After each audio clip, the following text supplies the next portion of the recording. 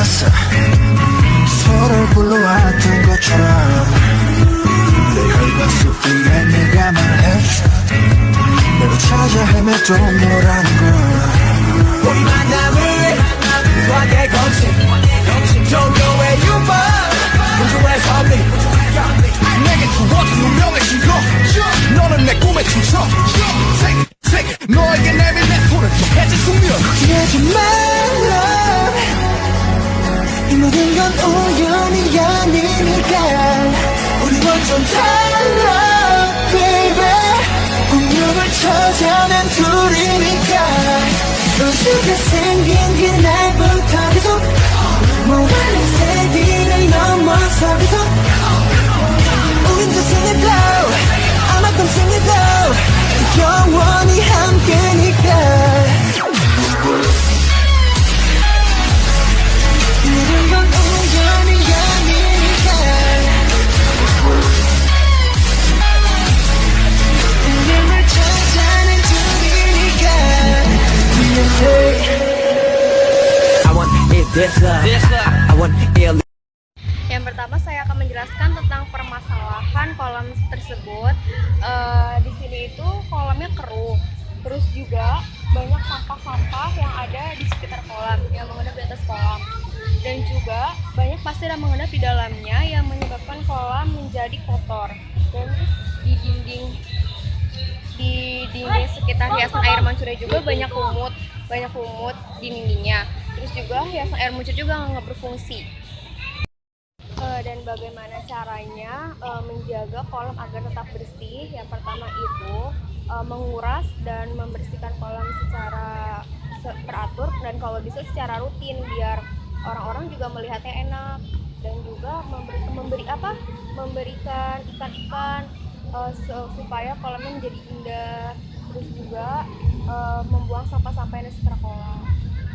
Apa yang menyebabkan kolam menjadi kotor seperti ini? Ya biasanya itu karena nggak dirawat dengan baik ya. Terus juga banyak pasir yang mengendap di bawah. Terus juga lumut yang ada di sekitar dinding menyebabkan air menjadi keruh dan kotor.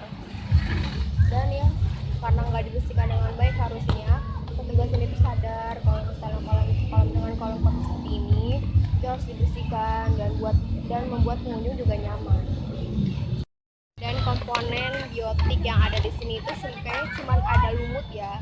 Terus juga komponen abiotiknya itu ada air, sampah-sampah plastik, dinding keramik juga termasuk komponen abiotik, dan juga hiasan air mancur. Dan selebihnya mungkin di sekitar kolamnya.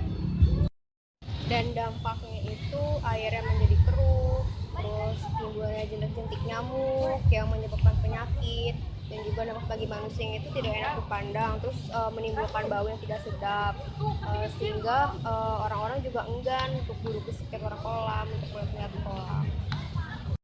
Dan cara mengatasi agar tidak terjadi hal seperti ini lagi, petugas tuh harus membuat penegasan kepada orang-orang yang seperti ini agar tidak membuang sampah ke dalam kolam.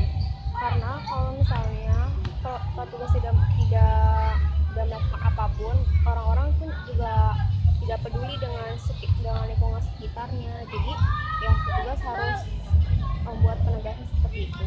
Dan juga petugas yang di sini juga harus membersihkan kolam secara rutin supaya kolam ini juga nggak kotor. Dan semua orang harus membuat kesadaran dari diri sendiri juga, dan harus menjaga lingkungan agar keseimbangan ekosistem tetap terjaga. Jadi kesimpulannya, kita itu harus menjaga keseimbangan ekosistem darat maupun dari darat maupun laut. Kenapa? Agar tidak terjadi hal negatif yang berdampak bagi manusia, dan manusia juga merasa nyaman dengan semua ekosistem yang ada di bumi ini. Jadi ya kita harus sadarlah akan ekosistem itu, dan kita juga bisa merawat hewan-hewan yang negatif di laut, di darat, dan harus peduli dengan sesama lingkungan. Jadi kita harus menjaga seluruh ekosistem yang ada dimanapun itu. dan kita harus sadar dari diri kita sendiri bahwa sebenarnya ekosistem itu penting bagi kita juga dan positif bagi kita juga. Oke guys, sekian dari vlog saya tentang ekosistem kolam yang ada di Kota Serang. Jangan lupa kalian juga berkunjung ke sini. Di sini juga banyak kok orang-orang olahraga kalau pagi-pagi dan malam-malam juga jalan-jalan. Dan juga maaf kalau ada kesalahan kata saya yang kurang sopan. Dan juga maaf juga kalau vlog saya kurang memuaskan untuk kalian semua. Semoga vlog ini bermanfaat untuk kalian semua. Oke? Dadah. Assalamualaikum warahmatullahi wabarakatuh.